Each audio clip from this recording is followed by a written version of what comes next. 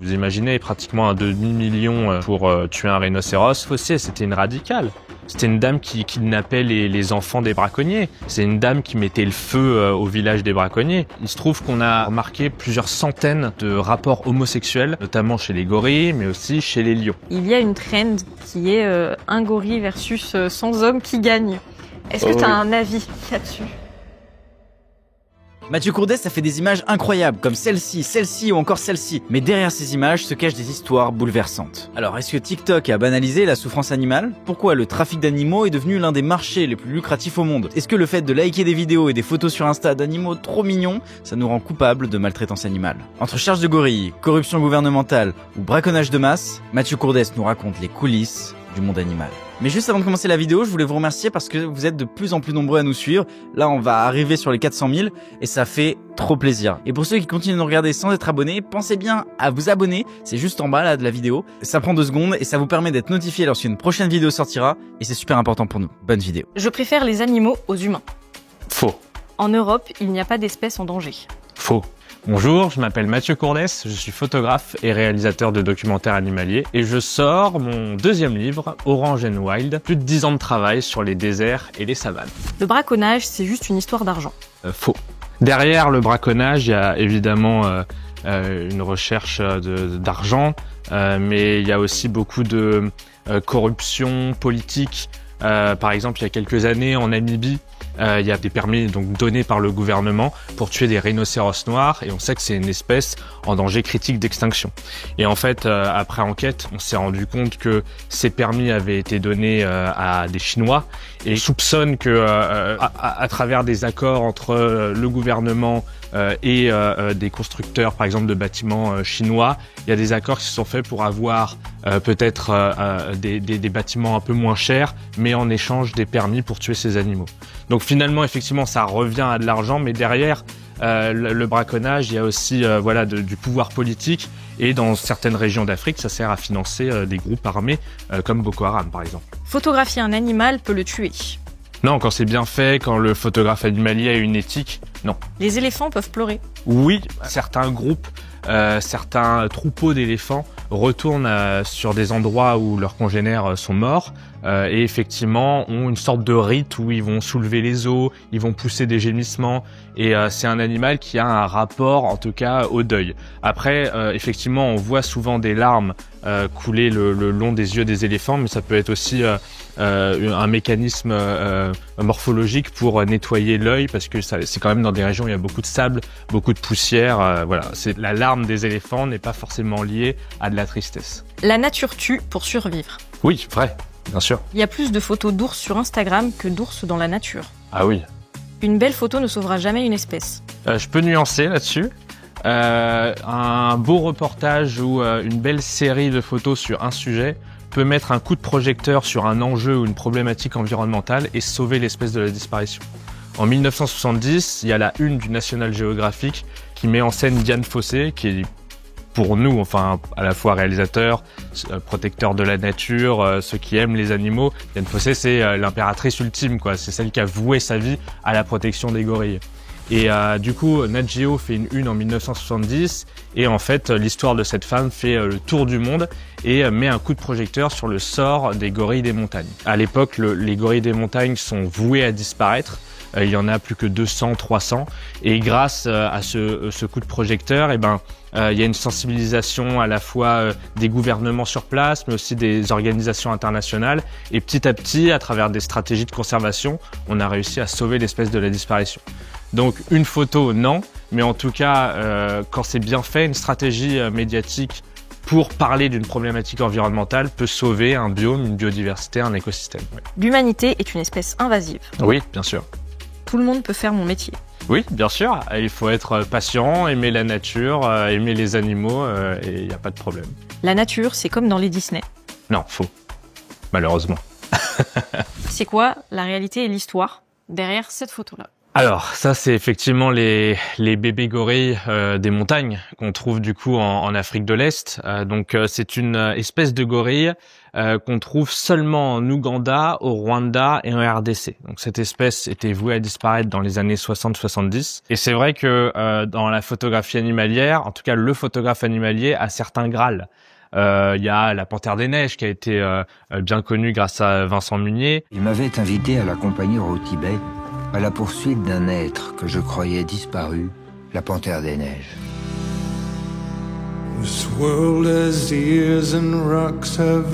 On a effectivement les jaguars dans le Pantanal au Brésil ou dans la forêt amazonienne. Enfin, il y en a plein d'autres, mais le gorille des montagnes fait partie d'un de ces grâles, un de ces mythes. Et c'est vrai que j'ai eu la chance pour la toute première fois, il y a, je dirais, 6-7 ans, de voir ma première famille de gorilles.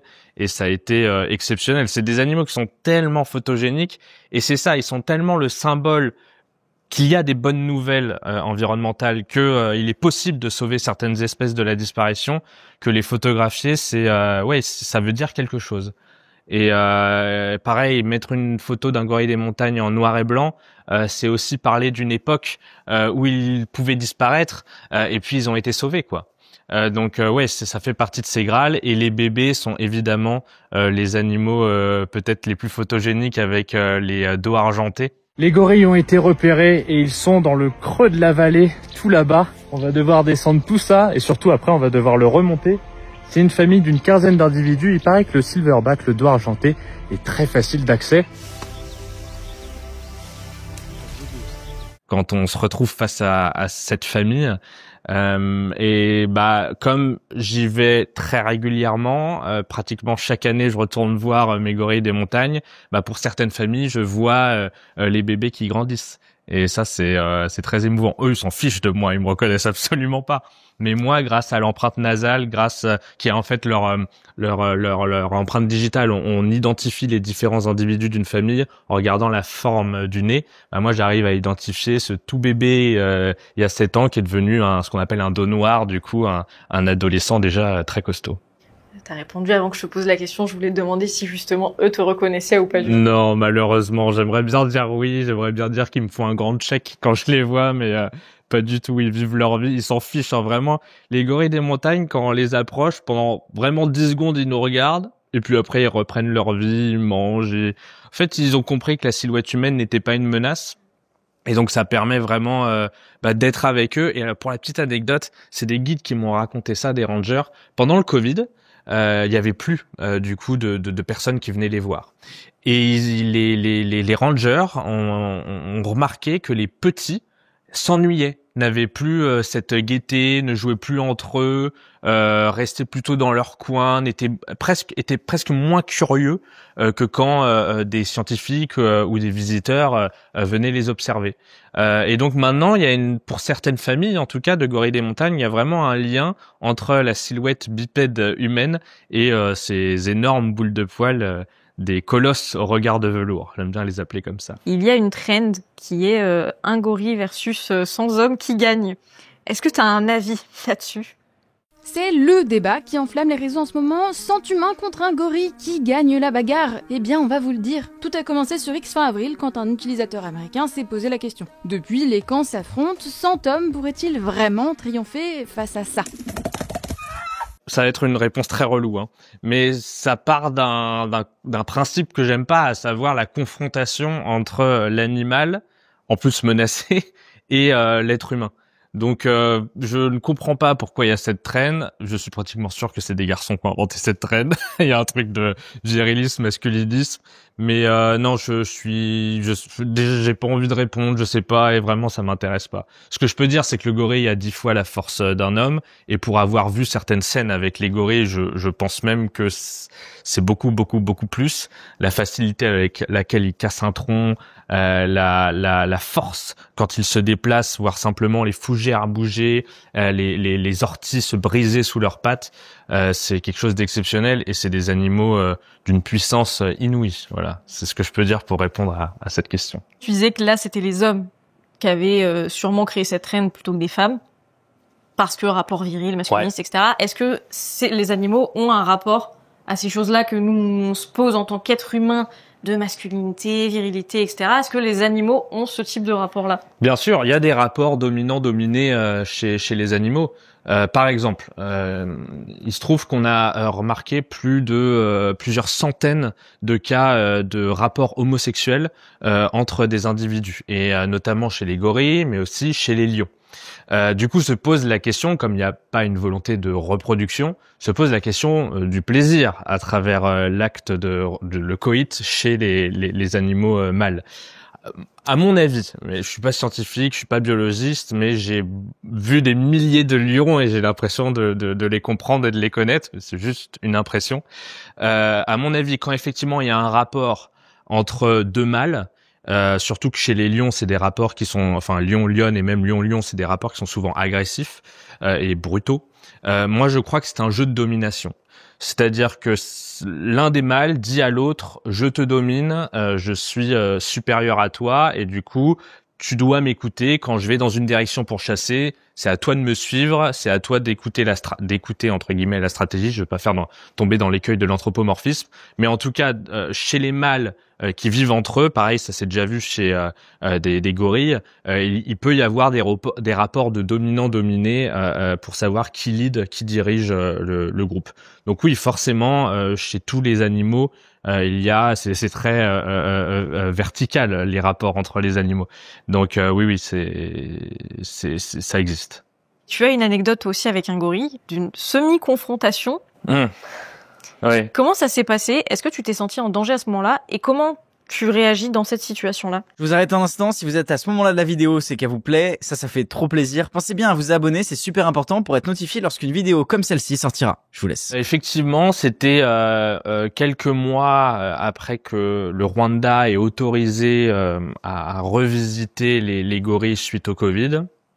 Mais c'était vraiment des règles très strictes avec le masque évidemment, avec les chaussures qu'on désinfecte, une distance de sécurité à respecter pour éviter la moindre transmission, même si on était à l'air libre, il fallait surtout pas contaminer ces trésors nationaux, quoi, à savoir les gorilles des montagnes. Et donc je me suis rendu sur place pour aller voir la famille de Titus. Alors Titus, c'est un vieux mâle qui est aujourd'hui décédé, mais qui était vu comme King Kong au début des années 2000. Titus, il est encore aujourd'hui sur les billets de banque du Rwanda. Il y a une grande statue de lui dans un quartier à Kigali. Et il se trouve que Titus s'est fait tuer par son frère Rano. Il se trouve que Rano a repris le lead de cette famille. Et je suis parti donc voir la famille de Titus dirigée par Rano, et je me suis fait charger par un dos argenté.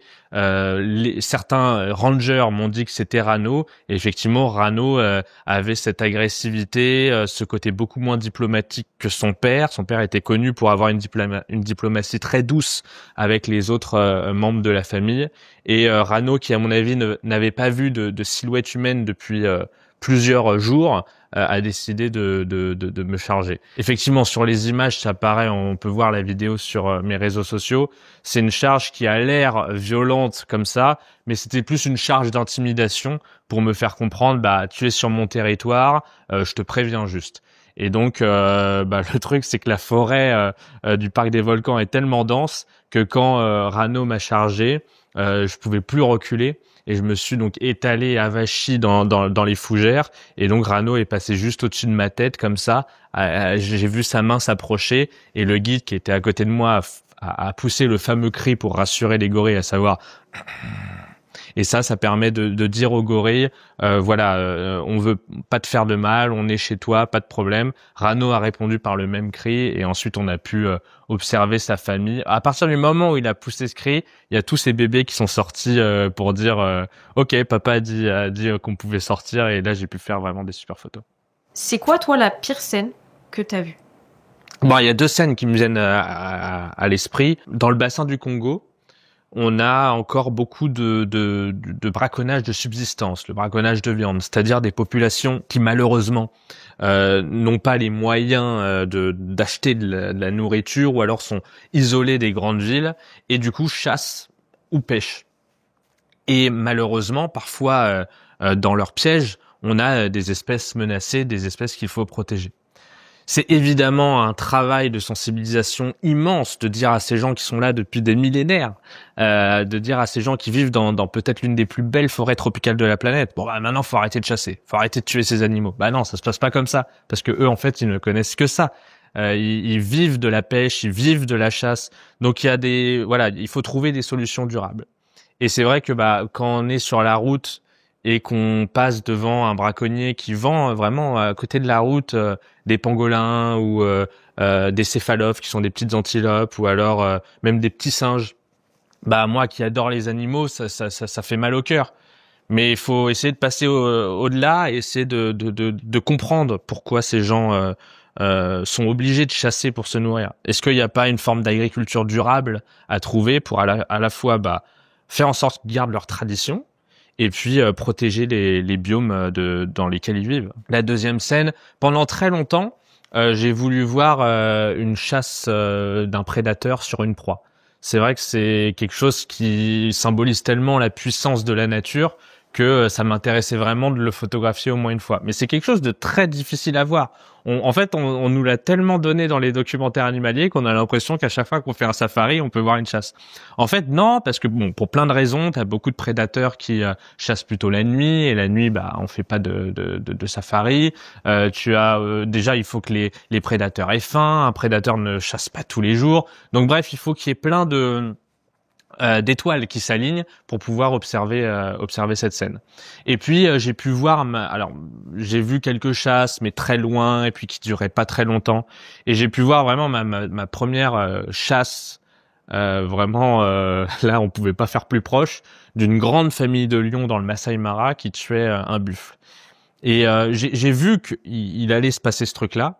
Donc la première minute a été quelque chose de je l'ai attendu. J'ai attendu ce moment, donc déjà faut pas que je me loupe d'un point de vue photographique, et ça me fait plaisir non, c'est pas le bon terme. Donc faut faire très attention aux termes qu'on utilise quand on parle de chasse, parce que il y a d'un côté la cruauté de l'instant et moi en tant que photographe reporter, la rareté et la puissance de la nature qui est juste en face de moi. Donc j'ai vu que c'était en train d'arriver. Et puis il y a eu donc toute cette meute, franchement au moins une vingtaine de lions qui s'est mise à chasser ce buffle. Puis à un moment ils l'ont encerclé et chacun leur tour ils essayaient de monter dessus. En plus c'était dans une lumière juste incroyable avec un arc-en-ciel derrière. Et la scène a duré 40-45 minutes. Ce pauvre buffle il donnait tout pour essayer de s'en sortir. Et en fait, j'ai été pris d'un moment d'angoisse, quoi, parce que la scène, tous les photographes vont se foutre de ma gueule en écoutant ça. Mais vraiment, je pensais pas que ça m'arriverait. Mais la scène était tellement dure à observer. Puis c'est multisensoriel, quoi. T'as le cri du buffle, les rugissements des lions, t'as l'odeur du sang, presque d'une forme de transpiration, sans doute liée au buffle et au lion. Donc c'est un moment chargé d'émotions et t'as une mise à mort en fait devant toi, quoi. Et c'est très dur à regarder. Après on prend aussi un peu de distance en se disant oui mais ces lions faut bien qu'ils mangent. Mais oui, c'était un moment très difficile et il se trouve que j'en ai revu après et c'est pas quelque chose que je souhaite maintenant quand je suis dans la nature. Effectivement, à photographier, c'est assez grandiose, mais c'est dur, c'est très difficile à regarder, vraiment. Sur cette deuxième anecdote, il y a quelque chose qui m'a marqué dans ce que tu as dit, c'est dans les documentaires animaliers, on nous a servi énormément ce côté justement de chasse dans la nature, etc. Les scènes dans les documentaires, beaucoup disent que normalement c'est des scènes c'est mis en scène justement où on place un animal à cet instant-là, à cet endroit-là pour que justement il soit tué par l'autre animal, etc. Non, alors il y a ces anecdotes, ces histoires du commandant Cousteau qui effectivement était prêt à dynamiter des coraux pour avoir la belle image du mérou. Aujourd'hui, il y a quand même, en tout cas je l'espère, mais j'ai eu la chance de rencontrer des réalisateurs de la BBC sur le terrain, de Nat Geo, et donc il y a quand même une certaine éthique de la nature. Après, c'est vrai que l'idée c'est aussi de raconter une histoire à travers un documentaire animalier. Donc si je dis n'importe quoi, le lundi on voit une famille de lions qui se met en position de chasse, qui essaye d'attraper l'antilope, qu'il n'y arrive pas, et que le vendredi on a la même scène où là ils y arrivent, il va sans doute y avoir des points de montage pour créer une histoire. Mais l'important finalement c'est de montrer la vie d'un lion, c'est de montrer pourquoi, qu'est-ce que ça nous apprend d'un point de vue scientifique, d'un point de vue éthologique sur la vie d'un des plus grands prédateurs de la planète. Donc moi ça ne me dérange pas. Le problème c'est de mentir sur des faits scientifiques ou alors de tomber dans l'écueil anthropomorphique et du coup de dévier finalement le spectateur vers une certaine vérité de la nature. Je pense que c'est ça le plus grand problème de certains documentaires animaliers. Mais vraiment, quand on prend les grands studios, Nat Geo, Disney Nature, la BBC, c'est vraiment des gars qui aiment ce qu'ils font et qui ont une sorte de carnet de bord et de mode d'emploi et de règlement, et ils sont vraiment exceptionnels. Tu parlais aussi du fait que c'est une scène qui, malgré tout, t'a quand même ému aussi. Pourquoi, de ton point de vue, certaines mises à mort ou certaines violences animales émeuvent plus que d'autres? Toi, pour le coup, t'as été ému parce que tu vas sur place et tu vois ça, mais les gens sont plus émus pour un chien battu que pour un hippopotame, par exemple. Ouais, c'est difficile comme question. Je pense qu'il y a vraiment différentes sensibilités. Moi, j'ai remarqué au cours de toutes ces années dans la nature qu'il y avait 1000 façons d'aimer les animaux. J'ai remarqué par exemple que les soigneurs dans les parcs zoologiques aiment les animaux d'une autre façon que le photographe animalier ou que le ranger ou tout simplement cette dame qui vit avec 2-3 chats ou ce mec qui vit avec 2 chiens. En termes d'intensité, ça peut être la même chose, mais ils vont aimer les animaux pour différentes raisons. Une Diane Fossé, par exemple, ne voulait pas que d'autres personnes aillent voir ses gorilles. Elle les considérait presque comme ses enfants, quoi. Moi, j'ai pas du tout cette approche dans la protection animale et dans la conservation. Et pour autant, je pense que Diane Fossé et moi, on aime autant les animaux et on a autant envie de protéger les espèces menacées. Donc voilà, je crois qu'il y a différentes façons d'aimer la vie sauvage, d'aimer plus généralement la nature, mais que c'est pas une question d'intensité. C'est juste différentes façons de voir l'animalier. Pour revenir un peu même sur cette première anecdote que tu racontais, qui fait écho aussi à une question qu'on a posée dans le vrai-faux, qui était sur les braconniers. Ouais. Tu m'as dit, quand on s'est eu au téléphone, que le trafic d'animaux était devenu le 3e trafic au monde, après le trafic d'armes et le trafic de drogue, et que c'était une véritable mafia. Ouais, tout à fait. Donc il y a 2 types de braconnage. Il y a le braconnage de subsistance, donc ces hommes et ces femmes qui tuent des animaux parfois menacés pour se nourrir, et qui est peut-être le braconnage le plus difficile à vaincre. Et puis il y a le braconnage que j'appelle de trophée, où là on s'intéresse particulièrement à une partie de l'animal, les défenses, enfin les ivoires des éléphants, les dents des hippopotames, la corne du rhinocéros, les organes génitaux des grands félins. Et là, en général, ces parties de corps sont plutôt envoyées vers le marché asiatique, le Vietnam, la Corée du Sud et évidemment beaucoup la Chine, pour des traditions. Ça peut être pour des vertus aphrodisiaques. Dans la corne de rhinocéros, bien sûr, c'est complètement faux. Hein, la corne de rhinocéros, c'est de l'ongle, mais voilà, ça fait partie des traditions. Et donc sur ce deuxième marché, on a des sommes pour une corne de rhinocéros qui sont mirobolante. Une corne de rhinocéros, le kilo de poudre aujourd'hui se revend $70 000 le kilo. Et un rhinocéros peut avoir entre 4 et 6 kilos de poudre, enfin de poudre dans sa corne. Donc vous imaginez pratiquement un demi-million pour tuer un rhinocéros dans des pays où il y a très peu d'argent et puis les rhinocéros sont dans les campagnes, donc généralement c'est là aussi qu'on a des populations qui sont pauvres, et en fait il y a toute une mafia, tout un trafic qui se met en place, ou même donner une information sur un emplacement de rhinocéros et payé et financé par les braconniers. Et puis les braconniers sont de plus en plus équipés avec des voitures, des kalachnikovs, parfois même des hélicoptères. Ils connaissent l'emplacement, c'est militaire. C'est souvent d'ailleurs les braconniers qui font du commerce d'ivoire et de cornes de rhinocéros. C'est souvent des personnes qui ont une expérience militaire. des anciens militaires de la guerre de la frontière entre la Namibie et l'Angola, des anciens militaires du Zimbabwe qui ont cette connaissance des armes et du coup qui se reconvertissent dans le braconnage. Que ce soit nous en tant que citoyens lambda ou même les gens de ces pays-là, comment ils protègent ces animaux-là? Alors, il y a des mises en place de stratégies publiques et privées. En fait, il faut savoir que dans ces zones du monde, on a les parcs nationaux et les réserves. Parcs nationaux, du coup, ça dépend de l'État. Et puis réserves, ce sont des gens comme vous et moi qui décident de s'acheter 10 000 hectares et puis d'acheter des animaux ou alors de s'occuper des animaux qui sont sur place et donc de créer leur propre réserve, tout simplement. Et puis, donc dans ces endroits-là, quand ce sont des réserves, c'est des fonds propres, privés, des mécènes qui vont devoir s'occuper des animaux, faire venir un vétérinaire, protéger les animaux du braconnage grâce à des équipes de rangers, ou alors, par exemple, écorner un rhinocéros, qui est une stratégie qui a été mise en place dans les années 2000 pour les protéger du braconnage. Et il se trouve que les réserves qui ont décidé de faire de l'écornage ont vu leur population de rhinocéros se stabiliser et voire même maintenant augmenter.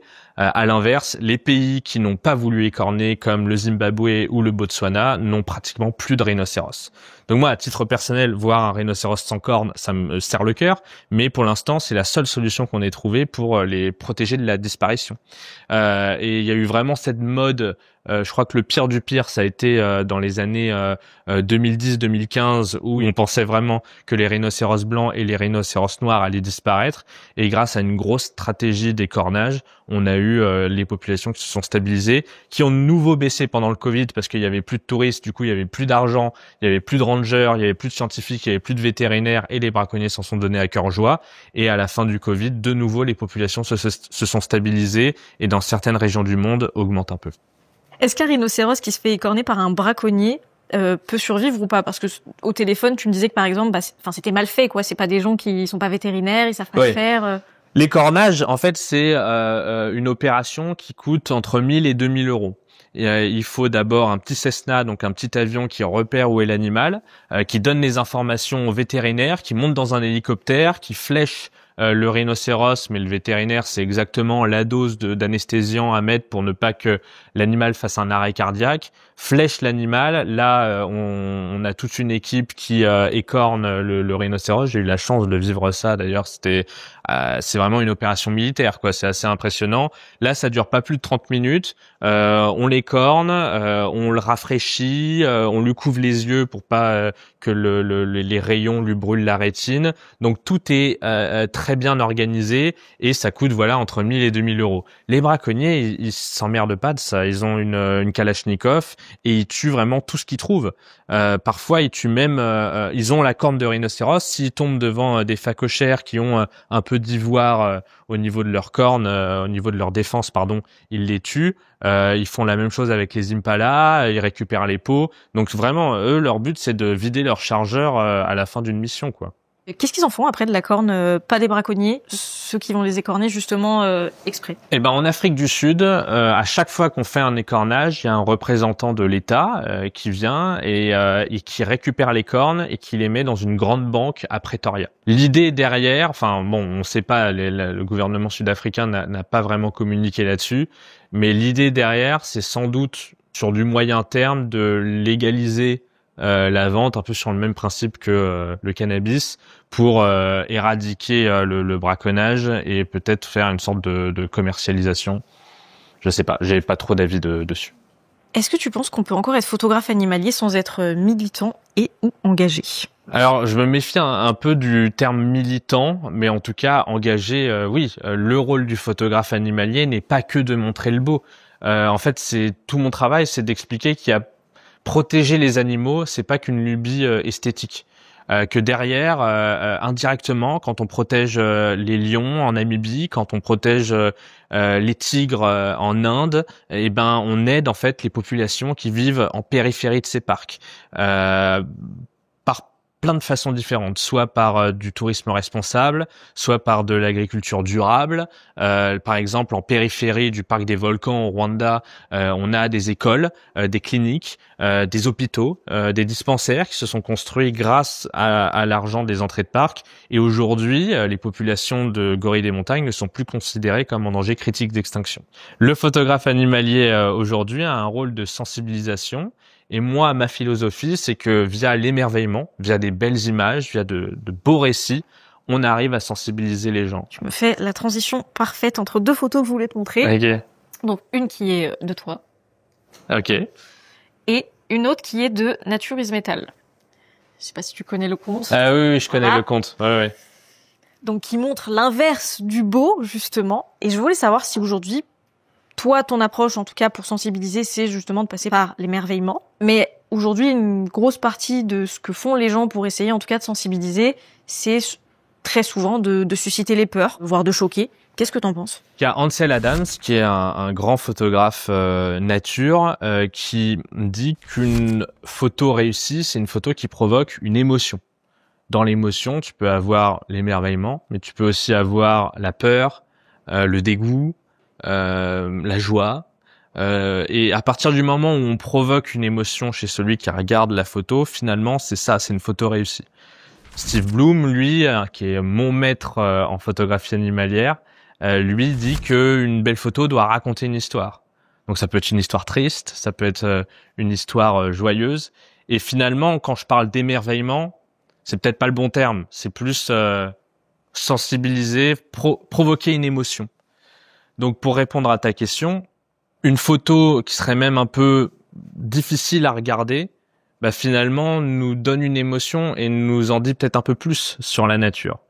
Moi, dans mes photos, il y a aussi bien effectivement, je crois, des beaux portraits émouvants de regards croisés avec un jaguar, avec un gorille, mais il va y avoir aussi des photos peut-être un peu plus difficiles à regarder, comme une chasse, et puis des moments plus tendres, comme une femelle lionne qui transporte son bébé par la bouche. Photo qui sera dans mon livre Orange and White. Aujourd'hui, tu penses que c'est pareil, j'élargis un petit peu, mais est-ce que tu penses que défendre une cause, ça justifie forcément des méthodes radicales? Est-ce que c'est la meilleure manière de défendre une cause? Il y avait une très bonne chronique de Cyril Dion sur France Inter qui parlait du flanc radical et du flanc modéré dans la protection de la nature et qui expliquait que l'un a besoin de l'autre. Que le flanc radical allait, je vais pas l'expliquer aussi bien que lui, mais avait montré une image de la protection de l'environnement qui permettait peut-être de ramener la population plus modérée vers la protection de la nature. Vous voyez ce que je veux dire? Et finalement, le flanc modéré des militants modérés, finalement, c'est eux qui vont avoir les conversations, les discussions, les négociations avec les décideurs. Donc finalement, les deux ont besoin l'un de l'autre pour fonctionner. Et aujourd'hui, il y a des grandes discussions sur la protection des océans, sur de nouvelles façons de pêcher qui détruisent les coraux et les fonds marins. Donc voilà, c'est grâce à ces deux flancs qu'on arrive à prendre de vraies décisions. Diane Fossé, c'était une radicale. C'était une dame qui kidnappait les enfants des braconniers. C'est une dame qui mettait le feu au village des braconniers. Aujourd'hui, grâce à son travail, grâce bien sûr au film avec Sigourney Weaver, Gorille dans la brume, les gorilles sont presque, je l'espère, je touche du bois, mais protégés de la disparition, les gorilles des montagnes. Toi qui utilises aussi les réseaux sociaux, forcément pour mettre tes photos, mettre des vidéos aussi, est-ce que tu penses qu'aujourd'hui les réseaux sociaux ont un impact positif ou négatif dans la connaissance qu'on a des animaux, voire dans les combats qu'on peut mener pour les protéger?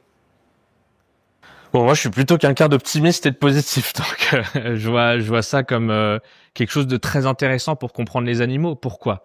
Il y a encore 30, 40 ans, notre seule façon d'avoir des archives sur les animaux, c'était d'envoyer des photographes, des reporters, des vidéastes qui avaient le matériel pour observer et analyser le comportement des animaux.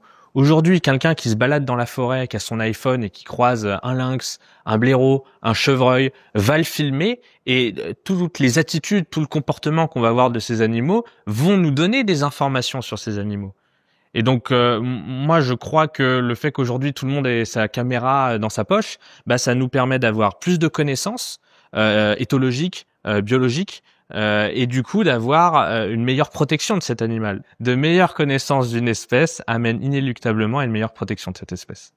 Il y a ce monsieur sur TikTok qui fait des vidéos, il fait des gros câlins à des lions, des tigres, des gens ils sautent dessus, ils s'amusent, ils jouent avec. Quand on voit ça, honnêtement, on ne peut qu'être ému en regardant ça, parce que on romantise pas aussi ces animaux sauvages dont on a de plus en plus de connaissances, et tu nous le disais au tout début de l'interview, on n'est pas leurs ennemis sur le principe, mais ça reste des animaux sauvages. Est-ce que ça participe ou pas de cette romantisation des animaux? C'est très délicat comme sujet, parce que tu vois, par exemple, il y a Kevin Richardson, qui est peut-être le plus grand spécialiste des lions sur la planète. Il a été très connu au moment où il y a une pub de lui en GoPro où on le voit faire des câlins à des lions, et c'est vraiment l'un des plus grands spécialistes, et il a à sa façon parlé des lions. C'est un grand protecteur effectivement des félins sur le continent africain, et pour autant il y a rien de naturel à voir un lion qui fait un câlin à quelqu'un, à un être humain. Moi, ça me dérange comme image, mais ça peut être avec un lion, ça peut être, j'ai vu récemment une vidéo d'un gars qui donne de l'eau à un gorille sans doute apprivoisé avec ses mains. En faisant ça, il lui offre un verre de poison, quoi, parce que nos mains sont pleines de germes, et on a des animaux, gorilles, chimpanzés, qui partagent plus de 98% d'ADN commun avec nous. Moi, je trouve qu'il y a 5-6 ans, j'ai été invité par le gouvernement camerounais pour faire un reportage sur Papaye International, qui est un centre qui protège les chimpanzés. En gros, les chimpanzés qui ont été victimes du braconnage sont récupérés par des gardes forestiers et envoyés à cette association qui, avec tous les rescapés, essaye de créer une famille et ensuite envoie ces chimpanzés sur des immenses îles pour ensuite revivre leur vie de chimpanzé, quoi. Et avant d'y aller, j'ai dû faire une batterie de tests de vaccins, évidemment tests Covid. J'ai dû me faire des analyses médicales, mais vraiment très poussées, pour être sûr et certain que j'allais pas transmettre la moindre maladie. Et en fait, voilà, Jane Goodall le dit elle-même, devrait pas y avoir de contact entre les singes et les êtres humains. Et donc effectivement, ces vidéos, moi, me dérange un peu. S'il devrait pas y avoir de contact entre les animaux et les êtres humains, est-ce que par exemple, ça pose la question du coup de la présence des animaux dans les zoos ou ce genre de choses, où il y a un contact malgré qu'il y ait une cage aussi? Qu'est-ce que t'en penses de ça du coup? Waouh, vous posez vraiment toutes les questions. Ouais, c'est le crayon. C'est vraiment les questions les plus épineuses, et il faut avoir un discours très nuancé. À titre personnel, ça peut paraître étonnant, mais je ne suis pas contre les zoos. Je pense en revanche que les zoos doivent se réadapter, les parcs animaliers doivent se réadapter par rapport à toutes les connaissances scientifiques qu'on a aujourd'hui sur les animaux. Aujourd'hui, ça n'a plus de sens de mettre des grands félins en enclos. Pareil pour les éléphants, pareil pour les grands primates.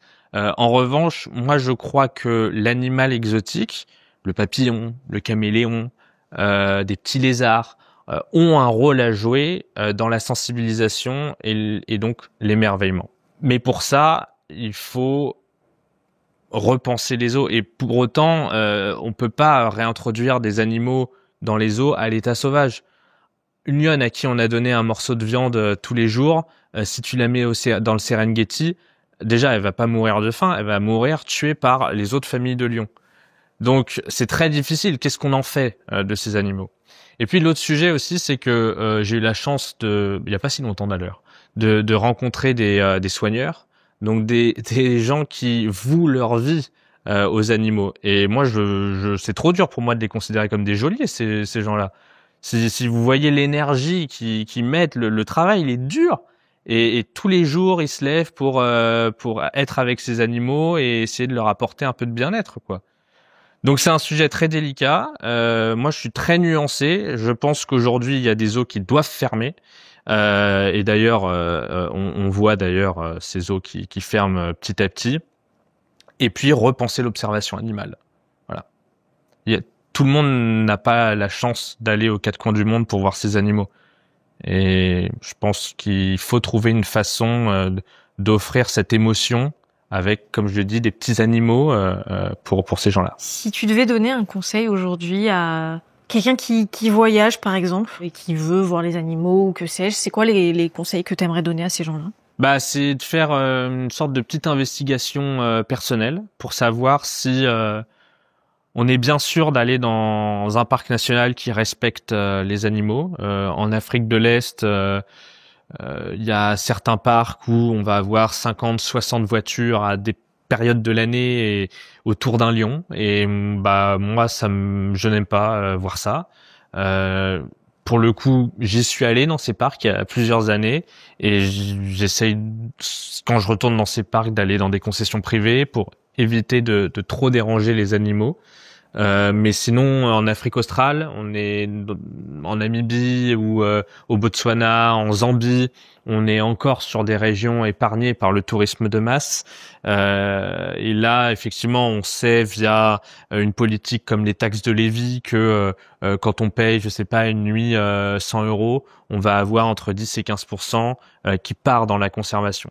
Donc voilà, bien se renseigner, savoir où part notre argent quand on décide d'aller voir des animaux à l'état sauvage et essayer de trouver effectivement des structures éco-responsables, écotouristiques qui aussi, et ça c'est très important, des structures qui font vivre les populations qui vivent autour des parcs nationaux. Parce que le plus grand enjeu de notre époque dans la conservation des espèces menacées, c'est de faire vivre la faune sauvage avec les populations rurales. Quelles sont les espèces aujourd'hui les plus menacées?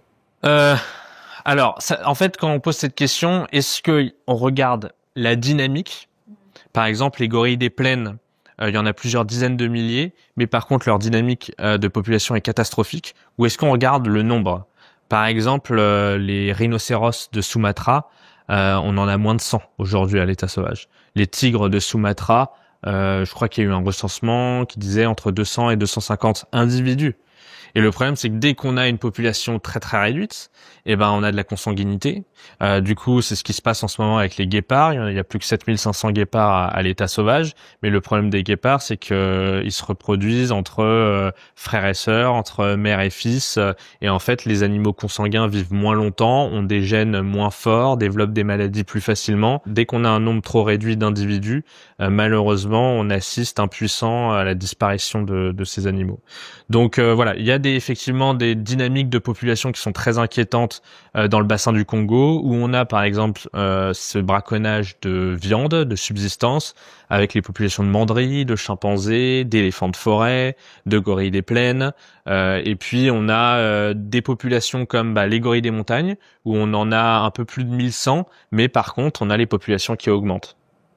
Aujourd'hui, on est dans une époque où justement on a besoin de trouver du sens dans le travail qu'on fait, en tout cas à notre génération. Est-ce que toi, tu trouves du sens dans ce que tu fais? Et deuxièmement, comment tu vis de ça aujourd'hui? Ah oui, moi je suis très très heureux dans mon travail. C'était mon rêve depuis que j'ai 8 ans. Donc j'ai réalisé ce rêve et ça a été difficile au début parce que dans toutes les disciplines artistiques, culturelles, faut 10 ans pour être connu du jour au lendemain.